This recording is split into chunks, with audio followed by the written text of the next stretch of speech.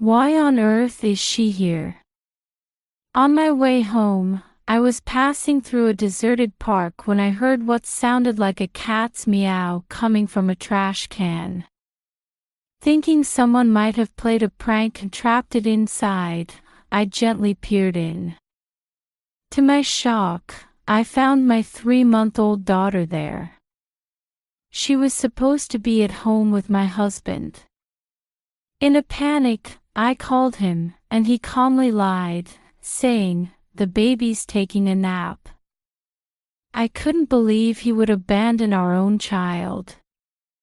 Furious, I decided to give him a taste of his own medicine. I'm Monica, 30 years old.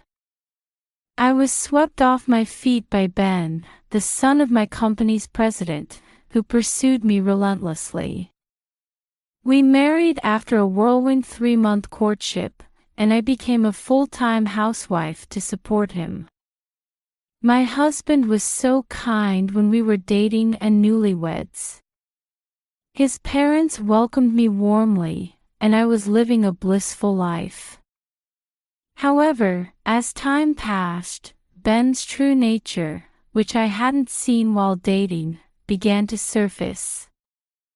About 6 months into our marriage, I joyfully discovered I was pregnant. We had been talking about wanting children soon, so I eagerly shared the news with Ben. "Really? It must be a boy," he exclaimed. "We don't know yet. I'll be happy with either, as long as the baby's healthy," I replied. "No, the baby in your belly is definitely a boy." Ben was thrilled about the pregnancy, but he had always strongly desired a son. For some reason, he became fixated on the idea that our baby was male. From that point on, Ben started telling his parents and coworkers that we were having a son. He chose a boy's name, bought boys' clothes, and kept pushing his assumptions further. I grew worried about his behavior. A few months later, at a checkup, we finally learned the baby's sex. "Honey, it's a girl," I told him. "What? Why a girl?" "I said I wanted a boy," he retorted. "We can't choose the sex, dear."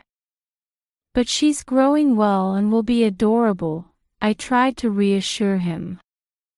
"That doesn't matter.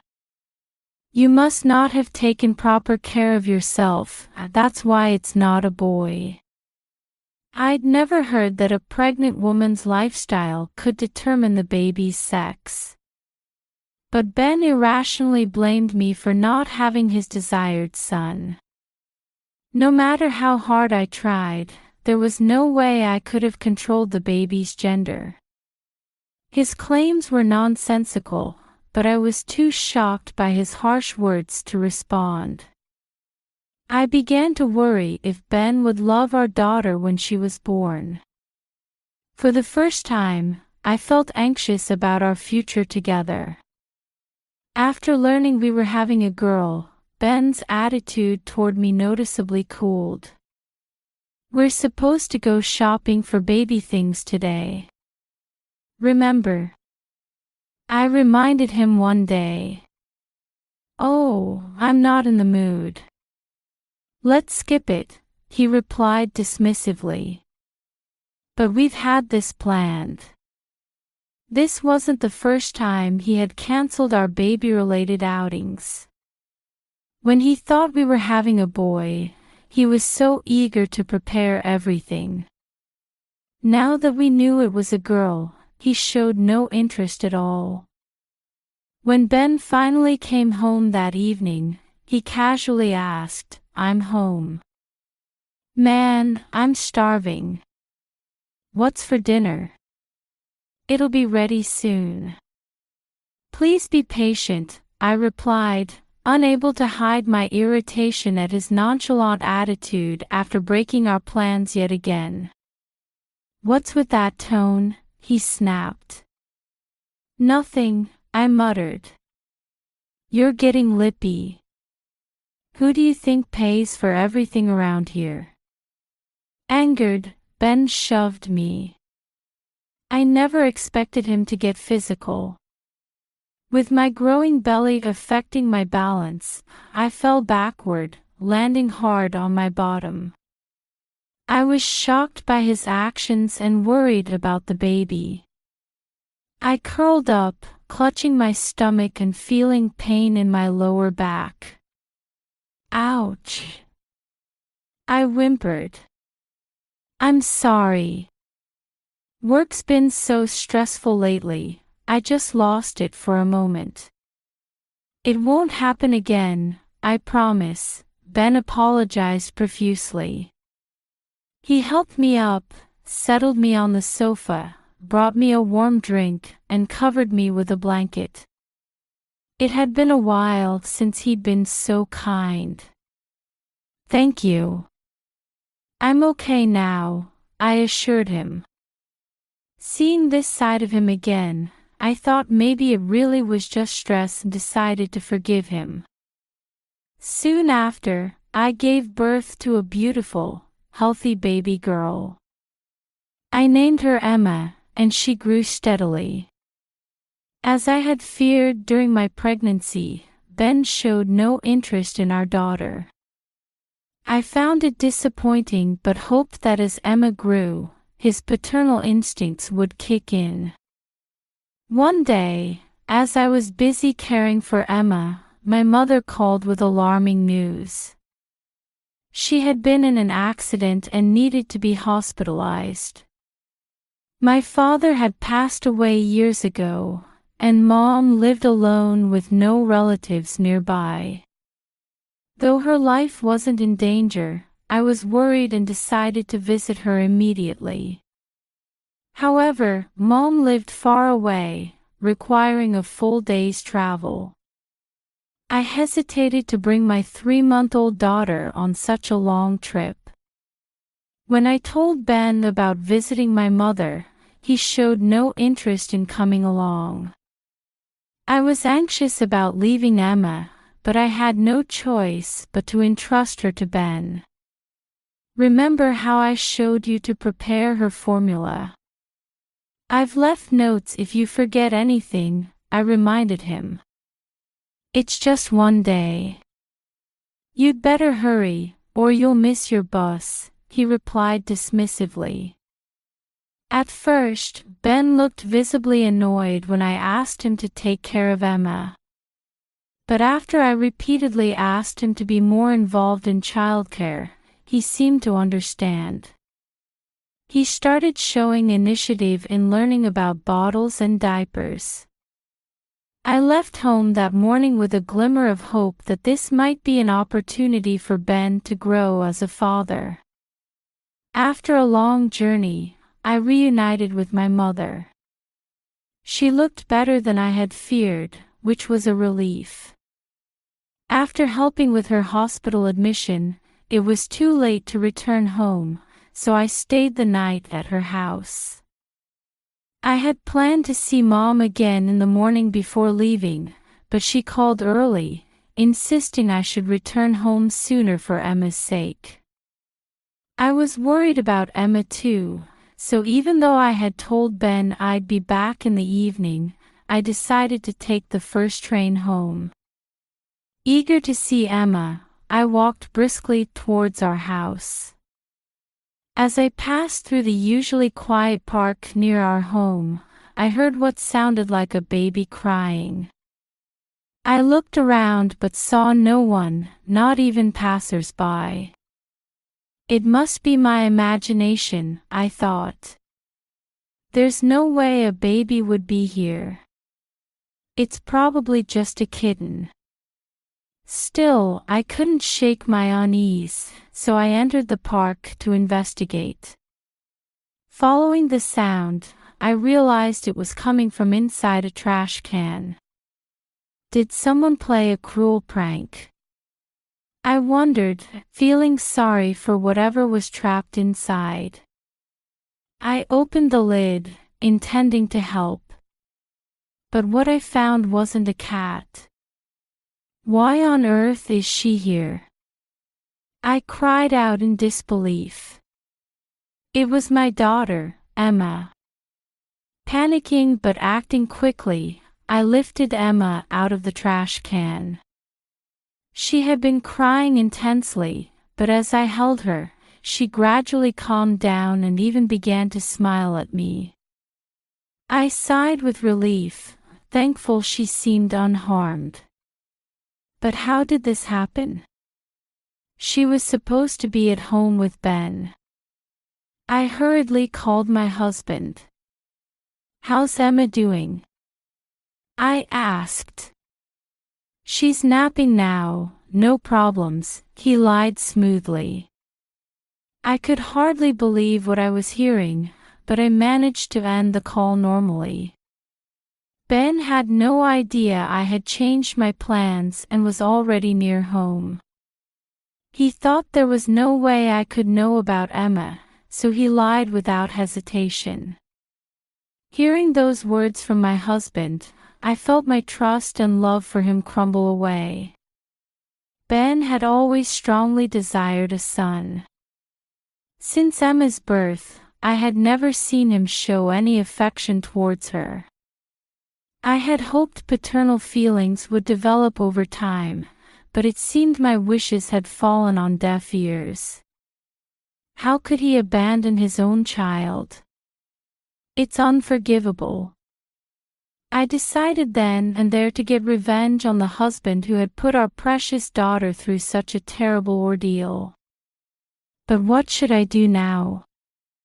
It felt dangerous to take Emma back to the house with Ben. After some thought, I decided to take a taxi with Emma to a certain place. That night, I returned home at the originally planned time. As I opened the front door, I heard Ben running frantically from the back of the apartment. It's terrible. I dozed off for a bit, and when I woke up, Emma was gone. "She must have been kidnapped," he exclaimed. "Oh no. We should go to the police right away." I played along. The police? Isn't it too soon for that? Ben visibly panicked at the mention of police involvement. When I pretended to call the authorities on my phone, he hastily knocked it out of my hand. Ben's face was contorted with fear, his breathing ragged. Seeing his clearly suspicious behavior, I steeled myself and confronted him directly. "Did you take Emma somewhere?" I demanded. "What? You're suspecting me?" he sputtered. "Well, if Emma might have been kidnapped, isn't it odd that you haven't called the police yet?" Cornered by the truth, Ben flew into a rage. "I did it to test your trust in me." "Just as I thought, you don't trust me at all." He began berating me furiously. "What? That makes no sense. What does that have to do with Emma? Tell me, where did you take her?" I glared at him. Ben's angry expression softened into a smirk. "Too bad for you. I threw your precious child in the trash can at the park." "What did you say? Are you out of your mind?" I gasped. "Of course I am. By now, she's probably been taken far away or become food for crows." "That's horrible. Is that how a father acts?" "Shut up. It's your fault for not giving birth to a boy like I told you to." Ben admitted to being the culprit but still tried to shift the blame onto me. Seeing my husband's ugly nature, committing such a terrible act and then trying to blame others, I couldn't contain my anger any longer. "I'm going to the police," I declared. Ha! Go ahead and try. You're the one who'll be in trouble. You're just a housewife. How will you survive without me? That doesn't matter. I can't live with someone who would do this to our precious Emma. I told you, it's your fault for not giving birth to a boy. You disappointed my parents who wanted an heir and made me lose face. I was dumbfounded by Ben's selfish reasoning. Listen, you just need to do as I say. Forget about Emma and hurry up and have a boy next time. Ben sneered at me with a smug expression. I glared back at him, seething with frustration. Just then, the front door opened. To our surprise, Ben's parents stood there, holding Emma. Ben's eyes widened in shock at the sudden appearance of his parents and the daughter he thought he had discarded. He began sweating profusely and backing away. After finding Emma in the park and ending the call with Ben, I had actually taken a taxi to his parents' house. I happened to find Emma and rescue her. I've informed your parents about what happened, I explained. Ben's parents had been listening to his tirade from outside the apartment. What were you thinking, abandoning your own child? Ben's father bellowed.